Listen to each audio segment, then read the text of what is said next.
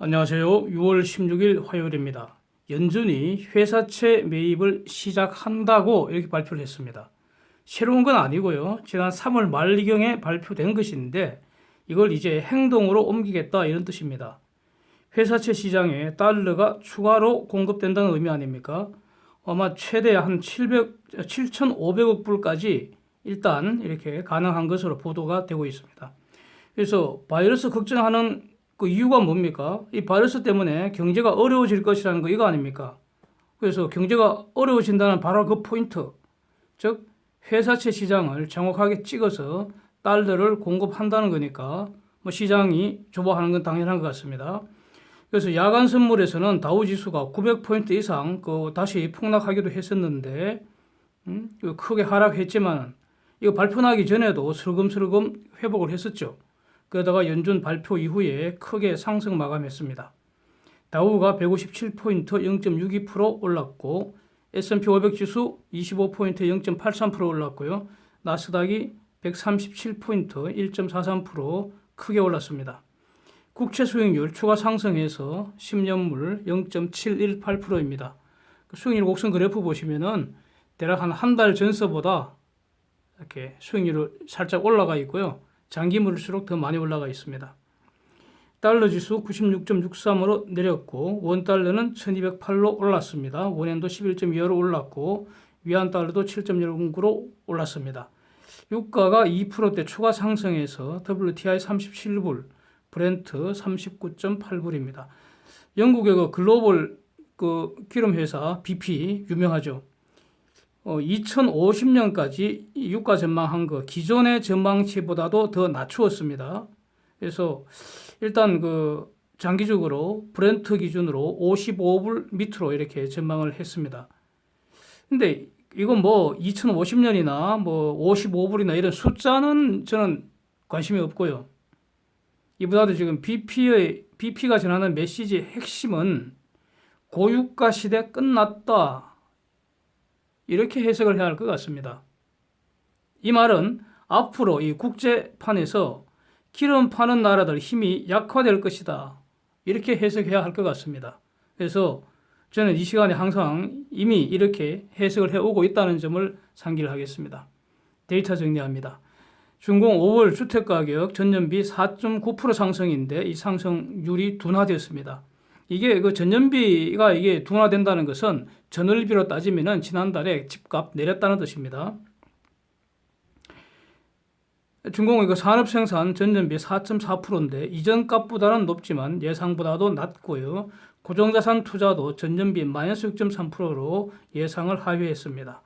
소매 판매도 마이너스 2.8%입니다. 그래서 아직 중국 경제에 비실거리는 것 같습니다.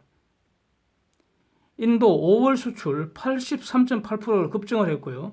수입도 29.7%로 크게 늘었습니다. 그래서 무역 수지는 크게 개선은 됐는데 여전히 적자 상태입니다.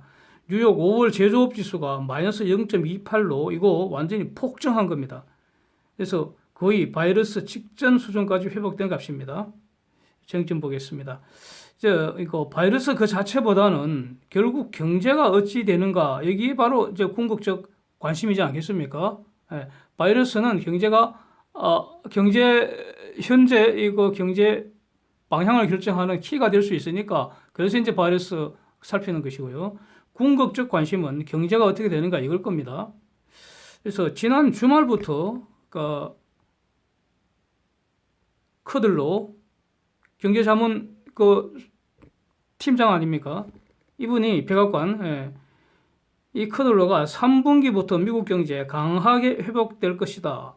그래서 강한 V 회복 보게 될 거다. 이렇게 인터뷰에서 주장을 했습니다. 아직 이걸 소개할 기회가 적당치 않아서 지금 말씀드리는 건데 다 알고 계시겠죠. 커들로 이렇게 주장을 해왔습니다. 모건 스탠레가 다시 금년 말에 바이러스 이전 수준 회복할 것이다. 이런 리포트를 발표를 했었죠. 또 세 번째, 연준의 카플란이라는 이 연준 위원이 하반기부터 미국 경제에 반등할 것이다. 이렇게 전망을 했습니다. 그래서 조금씩 다 다릅니다. 카플란 연준 위원은 하반기부터 반등할 것이라고 말했고요. 그 반등이 V자인지 뭐 U자인지 그런 말은 언급을 하지 않은 것이고, 커들로는 강한 V자 회복 보게 될 거다 이렇게 말하고, 모건 스탠리는 구체적으로 연말에 바이러스 이전 수준까지 회복될 거다 이런 리포트를 냈습니다. 다 다릅니다. 근데 공통적인 것은 2분기는 나쁘다는 겁니다. 2분기. 우리 지금 6월 중순이 지나니까 한 2주 남았잖아요. 2분기는. 그래서 2분기는 다 끝났고요. 뭐 관심은 1분기보다 더 나쁠까 뭐 이런 게 이제 관심이 될 수도 있는데, 그것은 쟁점은 아닙니다. 뭐 1분기보다 뭐 나쁘면 어떻고 뭐 조금 더 좋으면 어떻습니까? 이미 2분기는 다 지났습니다. 남은 것은 이제 하반기 이후인데, 예? 하반기 이후인데. 그래서 지금 중요한 이 세 가지 발표가 다 중요하잖아요. 하나도 지금 함부로 무시할 수는 없거든요. 그래서 저런 주장이 맞거나 틀리거나 이제 둘 중에 하나일 텐데, 저게 맞으려면 어떻게 됩니까? 맞으려면은 지금부터 발표되는 경제 지표들이 개선된다는 것이 확인이 돼야 됩니다. 그러면 되는 거죠. 자, 그래서 지금 커들로, 모건 스탠리, 카플란 주장의 진위 여부는 지금부터 발표되는 경제 지표 개선 여부로 판단할 수 있게 된다. 이런 말씀 다시 한번 정리를 하고요. 여기서 미국 등 주요국들의 경제 지표, 이게 지금 6월 이후부터 지금 발표되는 것들, 그거 다시 한번 이제 제가 회상을 해봤더니 예상보다 좋은 경우가 더 많았다는 사실을 주목을 해야 할 것 같습니다. 가장 대표적인 게 제조 PMI 지수입니다. 이게 바로 선행 지표입니다. 이거는. 그래서 이거 뚜렷하게 반동세에 보인 사실 제가 여러 번 강조를 했었습니다. 이거 기억하겠고요. 그 다음에 미국 고용 지표도 생각만큼 그렇게 나쁘지 않았습니다. 특히 5월 고용 지표는 그냥 고용 서프라이즈로서 매우 좋았습니다. 이제 한 2주 지나면은 다시 6월 고용 지표 발표하지 않겠습니까? 이것도 기대할 만하지 않은가 이렇게 정리를 하겠습니다. 그래서 여기까지 본다면은 바로 이런 점 때문에 이제 주가가 그동안 올랐던 것으로 다시 한번 정리가 되는데, 여기서 이제 변수가 하나 등장한 것이 바로 바이러스 아니겠습니까? 그래서 바이러스가 다시 퍼져갖고, 바이러스 퍼지는 그 자체가 중요한 게 아니고요. 그 결과로서 셧다운 행진이 재개되면 어쩌나, 이게 이제 걱정이 됐던 거죠. 결론적으로 바이러스는 글로벌 전체로는 당분간 더 늘어날 것이고요. 이건 뭐 팩트이고요. 그 다음에 일부 국가들 중심으로 가령 뭐 멕시코나 칠레 등이 될 것 같습니다. 급증세가 지속될 가능성은 열어둬야 할 것 같습니다. 그런데 핵심 경제권인 미국하고 유럽 등에서 이 위협적인 바이러스 증가세 반전 가능성, 이거는 여전히 저는 매우 낮다고 평가합니다. 미국의 일부 주에서 바이러스 급증하는 것은 사실이지만 미국 전체로는 급증을 걱정할 정도는 아직은 아니라고 저는 봅니다. 관련해서 어제 인도가 다시 셧다운 한다는 뉴스도 나오고요. 그런데 인도의 그 그래프를 보면은 최근 수일간은 피크치에서 지금 내려오고 있는 모습입니다. 그런데 미국에서는 캘리포니아 지역은 지금 급등 지역인데, 바이러스 급증하는 그런 지역인데, 그럼에도 불구하고 샌프란시스코는 재가동을 확장한다고 이렇게 발표하고 있습니다. 그래서 여기서 지금 우리는 이제 한번 결정을 내려야 되는데, 입장을 정해야 되는데, 트럼프하고 문희신의 기본 입장을 주목을 해야 할 것 같습니다. 바이러스 재확산 한다 하더라도, 그래서 바이러스 재확산 할지 안 할지 아직은 여전히 불확실합니다. 재확산이라는 것은 2차 대유행이라고 평가할 수 있을 만큼 급격하게 많이 늘어나 줘야 된다는 겁니다. 그런데 그건 아직 불확실하다는 겁니다. 그래서 불확실한데, 가령 설사 바이러스가 재확산한다 하더라도 셧다운은 다시 하지 않는다고 이미 선언을 했습니다. 그렇죠? 이거는 리더의 정책적 결단이라고 봐야 할 겁니다. 그렇다면은 3월과 같은 그런 글로벌 셧다운 행진이 재개되는 일은 없지 않을까? 이렇게 정리해야 할 것 같습니다. 그래서 일부 국가별로 부분적인 셧다운이 일시 재개될 수도 있고요. 아니면 기존의 셧다운 상태 해제가 연기될 가능성은 남아 있을 것 같습니다. 그런데 이런 것은 분명히 걱정은 해야겠지만, 그러나 대세에 지장 없지 않을까? 일단 아직까지는 이렇게 정리를 하겠습니다. 이런 거 다 종합을 하면은 이번 바이러스 리세션은 급속히 진행이 됐습니다. 이번 바이러스 리세션은 진행 자체가 아주 급속하게 진행이 됐고요. 근데 그것이 이 셧다운이라는 인간의 선택의 결과로 됐다는 겁니다. 인간이 내가 무슨 일을 하고 있는지 그 일의 결과로 어떤 그 일이 앞으로 일어날지 이걸 다 알고 있다는 거죠. 셧다운이 무슨 의미인지 우리는 이미 다 알고 있으면서도 의도적으로 이렇게 셧다운을 했다는 거 아닙니까? 셧다운이. 그래서 이 바이러스 리세션은 다른 어떤 그 경제적인 순수한 그 경제적인 의미의 리세션과 달리 진행이 매우 급속하게 진행되는데 그것이 셧다운이라는 정책적 선택의 결과로 진행이 됐다는 거. 인간이 스스로 리세션을 진행한 거라는 겁니다. 예? 인간이 인식하고 통제하는 가운데 진행되었다는 점에서 이전의 그런 리세션과 많이 다른 것 같습니다. 그래서 가장 짧은 기간의 리세션에서 벗어나는 그런 아주 독특한 리세션이 되지 않을까 이렇게 정리할 수 있을 것 같습니다. 그래서 이렇게 이제 그 정리를 한 것이 과연 이게 지난 금요일 날 그 연준 의장 제롬 파웰이 전한 메시지와 모순되는가 아니라고 저는 이해를 하고 있습니다. 이전에도 한번 이런 말씀을 드렸는데 파웰이 2022년까지 제로 금리 유지한다는 그 의미는 2022라는 어떤 그 특정 시기까지 리세션이 회복이 느리게 진행된다는 그런 의미로 해석하기보다는 실질적으로 미국 고용시장이 바이러스 이전 수준으로 회복되는 것을 어떤 그 객관적 기준으로 제시했다. 분명하게 제시했다. 투명하게 제시했다. 그래서 고용시장 관련 데이터는 빠르면 일주 단위로, 한 달 단위로 우리는 계속 확인을 하기 때문에 이 객관적으로 누구나 확인할 수 있죠. 아주 투명합니다. 그래서 판단 기준이 객관적으로 제시했다는 점, 이게 의미가 있지 않는가 저는 이렇게 봅니다. 그래서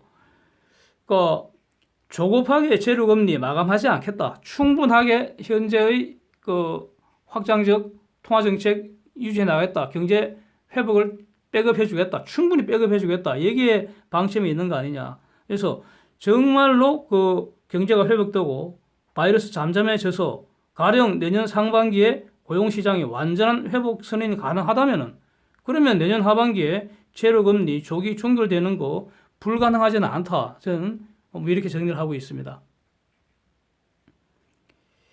그 다음에 이제 어제 아스트라제네카 백신 공급 계약한다는 그 말씀 이제 들었었는데 그 백신 동맹 4개국 프랑스, 독일, 이탈리아, 네덜란드 이 국가에서 그 백신 펀드에서 지급할 돈이 대략 한 7.5억 유로, 7억 5천만 유로 한국 돈으로 한 100억 정도 된다고 이렇게 추가 보도가 나왔습니다.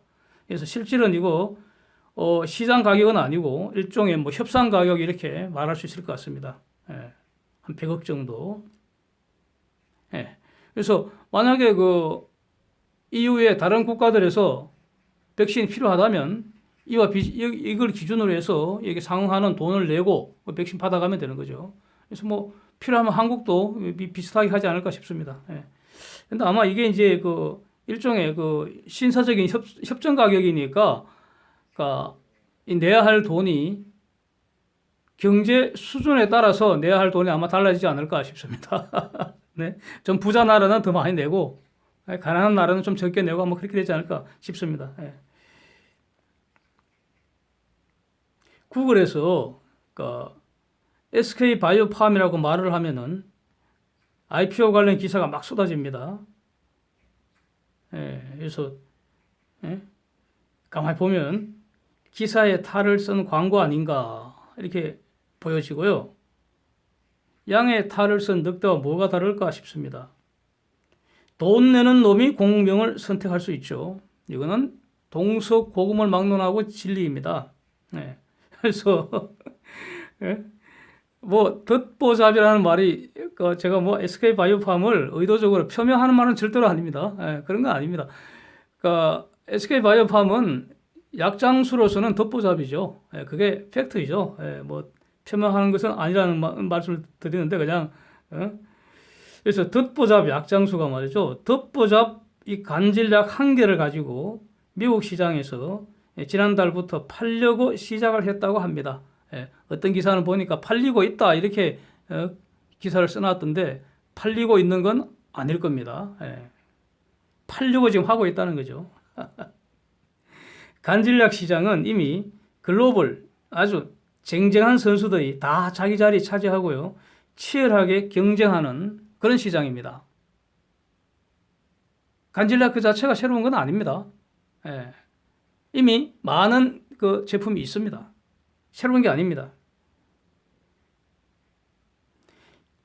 이 글로벌 그 SK 바이오팜은 자기 공장이 없죠. 그러니까 약 만들려면은 이제 위탁 생산을 해야 합니다. 그 위탁 생산 전문하는 업체가 가령 뭐 삼성 바이오 이런 거 아닙니까? 전 세계에 많이 있습니다. 지금은 캐나다에 있는 어떤 그 의약품 위탁 전문 생산 업체하고 지금 협조가 되고 있는 것 같습니다. 그런 걸 투자 설명서에서 제가 읽었습니다. 그래서 하여튼 본질은 이거 아닙니까? 자기 공장도 없고요, 아직은. 그래서 위탁 생산해야 하는 이런 아주 신생 덧보잡 약장수입니다. 약을 팔아본 경험도 없습니다. 이런 회사가 독자적인 영업망도 없는 미국이라는 그런 완전 경쟁 시장에서 약 한 개를 가지고 이제 한번 팔아볼까 이러고 있다는 이것이 팩트입니다. 자, 이런 상황에서 손익분기점 분석하는 것은 투자 판단의 핵심 중에 핵심 아닙니까? 네? 그냥 한국 그 유수의 재벌 기업인 SK가 한다 그러면 묻지도 따지지도 않고 그냥 해버립니까?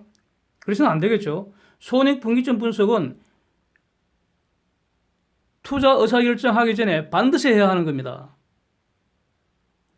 핵심은 이거 아닙니까? 저 약을 1년에 몇 개를 팔아야 손익분기점에 도달하는지. 근데 이런 분석을 한 기사는 하나도 없는 것 같습니다. 제가 못 봤습니다. 가령 말이죠. 글로벌 저명 약장수라고 할 수 있는 게 화이자면 이런 말 붙을 수 있겠죠. 화이자, 존슨 이런 거. 글로벌 저명 약장수라고 할 수 있을 것 같습니다. 얘들이 파는 약의 종류 제가 다 모르지만 한 1000개쯤 되지 않겠습니까? 적어도 1000개. 그래서 약 1000종을 팔기 위한 영업망의 고정 비용이나 SK 바이오팜처럼 간질약 한 개를 파는 영업망의 고정 비용은 비슷하지 않겠습니까? 고정비인데 고정비. 그래서 지금까지 영업을 안 하던 SK 바이오팜이 이제 미국에서 독자적인 영업 활동을 시작을 한다면은 그럼 어떻게 됩니까? 그동안에 영업비 발생은 본격적으로 발생하지 않았었는데 지금부터 이제는 본격적으로 영업비부터 이제 그 비용이 발생한다는 거 아닙니까? 비용이라는 것은 돈 갖다 버리는 거죠.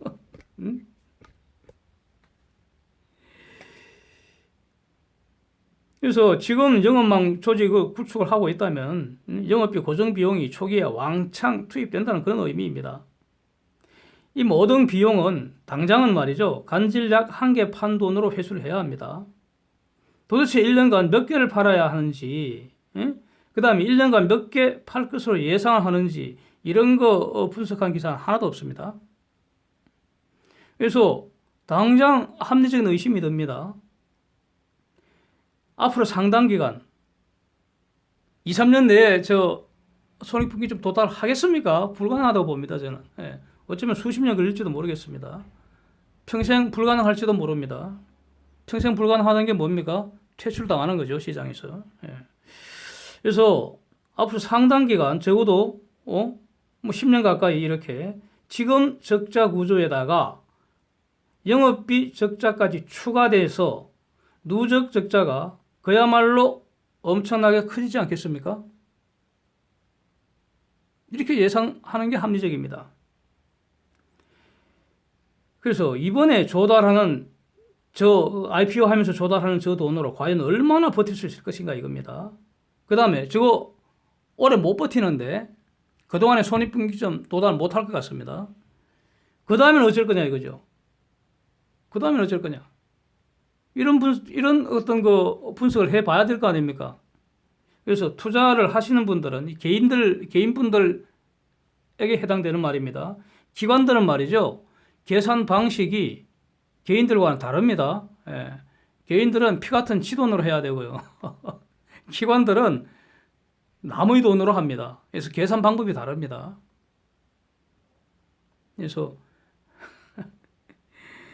그래서 당연히 지금 조금 전에 질문 드린 거 이거 답을 얻어야 합니다. 각자가 다 자기가 답을 얻어야 합니다. 그런 다음에 결정을 해야 한다. 이런 말씀을 다시 한 번 더 드리고 싶습니다. 이상입니다. 오늘도 함께해 주셔서 감사드립니다.